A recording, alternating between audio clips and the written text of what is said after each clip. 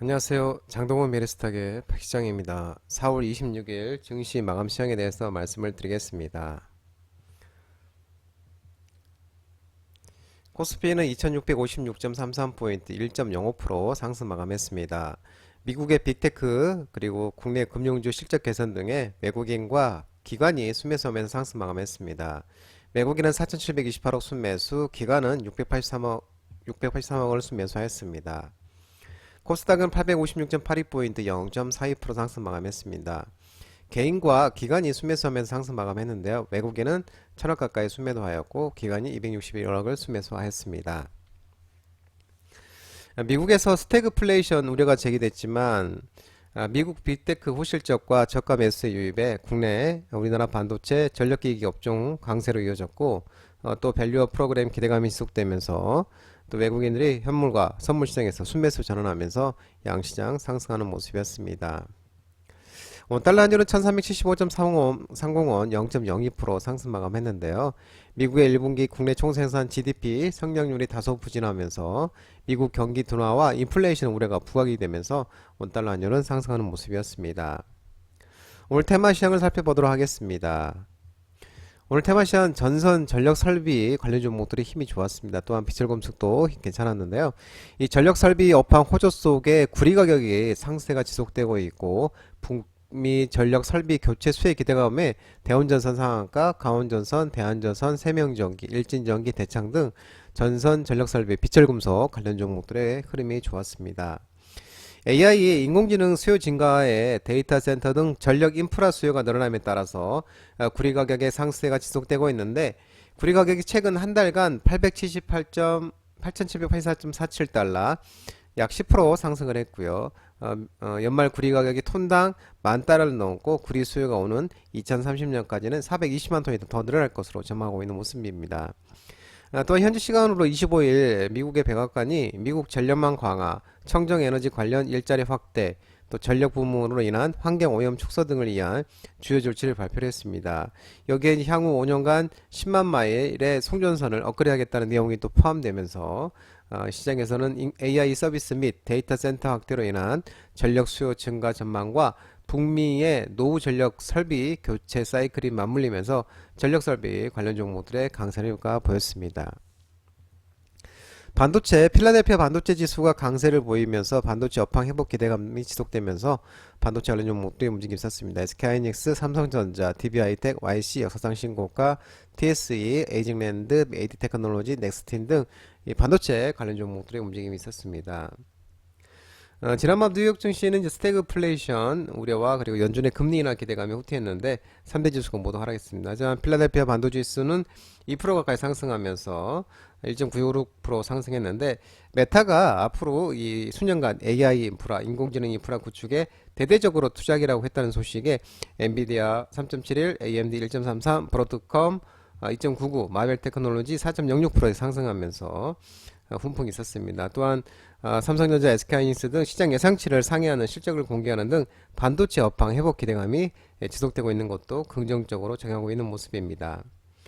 한편 조 바이든 미국 대통령이 전일 미국 최대 반도체 기업 마이크론 테크놀로지에 61억 4천만 달러, 약 8조 4,500원 규모의 반도체 공장 설립 보조금을 지원한다고 발표하면서 이 반도체를 중심으로 미국 제조업이 활성화하고 있음을 또 강조를 했습니다. 그러면서 반도체 관련 종목들의 훈풍이 있었습니다. 조선 기자재 관련 종목들의 움직임이 좋았는데요. 미중 갈등에 따른 반사이 기대감이 지속되고 하반기 실적 개선 기대감 소식에 HD현대중공업, HD현대미포, HD한국조선해양, 세진중공업, 하나엔진 등 조선 기자재 종목들의 흐름이 괜찮았습니다. 최근 조선업종이 미국과 중국의 갈등으로 인한 반사이 기대감이 지속되고 있는데 앞서 미국 무역대표부가 중국 해운 물류 조선업을 겨냥해 미국 무역법 301조 조사 개시를 발표했는데 해당 조사는 미국 행정부가 외국의 통상 관행 정책을 조사해서 무역 장벽이 확인되면 수입품을 제재할 수 있도록 하는 경제안보 법률입니다. 또한 이 HD현대그룹주 3사에 대해서 또 상선의 흑자 기조가 안착되었고 지난 3년간 충격을 주었던 인건비, 외주비, 강제가도 안정세를 보이고 있다면서 하반기 갈수록 실적 상승폭이 커진다고 언급하는 모습이었습니다.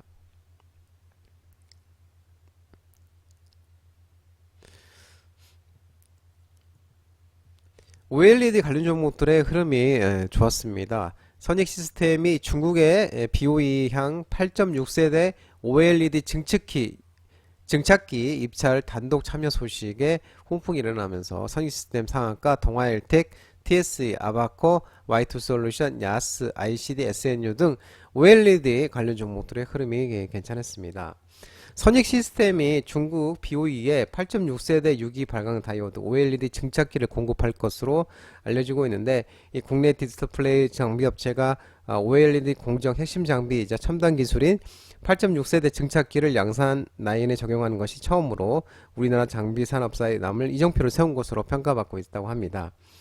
중국 내 사업 입찰을 진행하는 차이나빙에 따르면 최근 BOE가 진행한 8.6세대 증착기 입찰에서 선익 시스템이 단독 참여한 것으로 확인됐고, 단독 입찰이기 때문에 사실상 공급이 확정된 상황으로 알려지고 있습니다. 선익 시스템이 지난달부터 BOE 우선 협상 대상자로 협상을 진행한 것으로 안다면서 일반적으로 사전에 업체와 협의한 뒤 정식 입찰을 진행하고 낙찰도 협의된 대로 이행하는 경우가 많아 선익 시스템이 선정될 가능성이 확실시될 것으로 보인다고 언급하고 있는 모습입니다. 아울러 또 디스플레이 전문가는 한국의 네덜란드 ASML과 같은 슈퍼올 디스플레이 장비 업체가 등장하고 부상할 수 있는 계기로 평가된다며, 한국 장비 업체가 일본 기업 독식을 깨고 이 경쟁을 통해서 시장을 양분하는 기회가 될 것이라고 평가를 했습니다.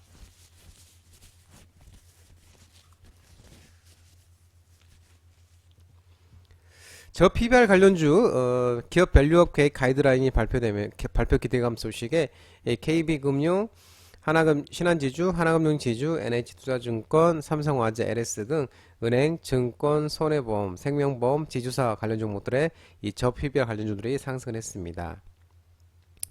금융당국이 전일 이 기업 밸류업 개최 계획 가이드라인을 오는 5월 2일에 공개한다는 거고, 저게 소식이 전해졌었는데, 여당의 총선 참패 이후에 이 밸류업 기대감이 낮아진 상황에서 증시마저 불안정 흐름을 보이자 정부가 코리아 디스카운트 한국 증시 저평가 해소에 속도를 내고 있는 것으로 분석되고 있고, 시장에서는 이 밸류 프로그램과 관련해 이 정부가 세제 혜택을 얼마나 줄지에 집중되고 있는 가운데, 최상목 부총리 겸 기획재정부 장관이 19일 날 미국 출장 중에 공언한 대로 배당 확대 기업 주주의 배당 소득에 대한 분리과세와 주주 환원 강화 기업에 대한 법인세 세액 공제 등이 추진할 것으로 전망되고 있는 모습입니다.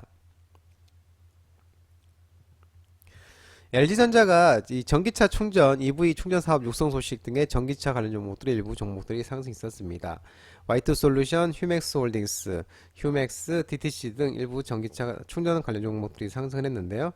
LG전자가 1분기 실적 발표 후에 진행된 컨퍼런스 콜을 해서 전기차 충전 EV 사업에 대한 육성 계획을 발표를 했는데, 지난해 말 미국 텍사스의 생산지 구축을 마치고 UL 인증도 받아 제품 안정성과 제조 기술을 입증했다면서 사업 운영 관점에서는 고객사들의 유지 보수 비용 절감 방안, 충전기 원격 관리 솔루션, 광고 솔루션 등을 제공해서 고객사 안정적 사업 운영을 지원하고자 한다고 밝혔습니다.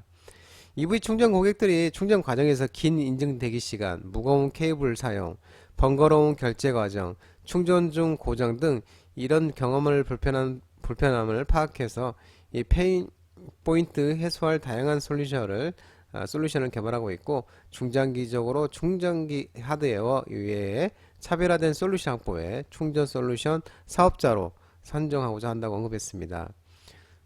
또한 초기 수요층 감소와 이 고금리로 인한 구매 심리 위축, 또 보조금 축소, 충전 인프라 부족 등 이 전기차 판매 성장 둔화 모습을 보이고 있으나 시장에서는 일시적인 현상으로 보고 있고, 전기차 판매량은 중장기적으로는 성장할 것으로 예측되고 있고, 전기차 수요 감소 주요 원인 중 이 하나가 충전 인프라 부족인 만큼 충전기 시장도 성장은 지속될 것으로 밝히고 있는 모습입니다. 전기차 시장 EV 성장 정책 속에 자율주행 부가가치 부각이 전망이 되면서 자율주행차 관련 종목들이 일부 움직임이 있었습니다. 유니캐스트, 프론티어, 유니트론텍, 캠트로닉스 등 자율주행차 일부 종목들이 상승을 했는데요. 이 EV 시장, 전기차 시장이 침투율이 20% 구간에 접어들면서 성장이 정체되고 있는데, 수요 회복을 위해서는 단순한 가격 인하 경쟁으로는 한계가 있다고 분석하고 있고, 이에 전기차의 기존 내연 기관차는 차별화된 부가가치가 필요하고 자율주행이 그 답일 것이라고 밝히고 있는 모습입니다. 대표적 사례로 테슬라의 로보택시로 FSD 기술 고도에 따라 궁극적으로 L5 수준의 자율주행이 가능한 로보택시를 목표로 하고 있고, 또 FSD 구동 매출과 로보택시 플랫폼 운영 수수료 수익으로만 33년 기준 연간 60달러 이상의 현금 창출이 가능할 것으로 추정되고 있는 모습입니다. 또한 테슬라의 전기차, ESS, 도조, 슈퍼컴퓨터, 옵티머스, 휴머노이드 사업을 제외한 이 FSDN 로보택시 사업 가치가 현재 가치 환산 시 322달러로만 현재 시총의 약 70%를 설명할 정도로 자율주행의 활용 가치는 매우 크다고 분석하고 있는 모습입니다. 하이브가 이 내분 속에 엔터주 투자 심리가 악화되면서 엔터 관련주 종목들이 하락을 했는데요. FNC 엔터, RBW, SM 하이브 등 엔터, 음반 관련 종목들이 이제 하락하는 모습이었습니다. 최근 불거진 이제 하이브와 뉴진스 소속의 어도어의 민희진 대표가 한 충돌로 하이브 주가가 큰 폭으로 하락한 가운데 여타 엔터사들에 대한 투자 심리도 크게 위축되고 있는데, 최근 하이브는 이제 민희진 언더우 대표가 경영권 탈취를 시도했다고 보고 사내 감사에 착수했고, 민희진 대표의 경영권 탈취 계획과 누진스 계약 해지 등을 논의한 물증을 확보했다면서 업무상 배임 등의 혐의로 고발을 했습니다. 또한 민희 대표는 전일 기자회견을 통해서도 경영권 찬탈 계획도 의도도 실행한 적도 없다고, 내가 동사를 배신한 것이 아니라 동사가 날 배신한 것이라고 사담을 진지한 것으로 포장해 매도한 의도가 궁금하다고 주장을 했습니다. 하이브는 사실이 아닌 내용이 너무 많아서 일일이 열거하기 어려울 정도고 모든 주장에 대한 증빙과 함께 반박할 수 있으나 답변할 가치가 없다고 판단해 거론하지 않기로 했다고 이렇게 밝히고 있는 모습입니다.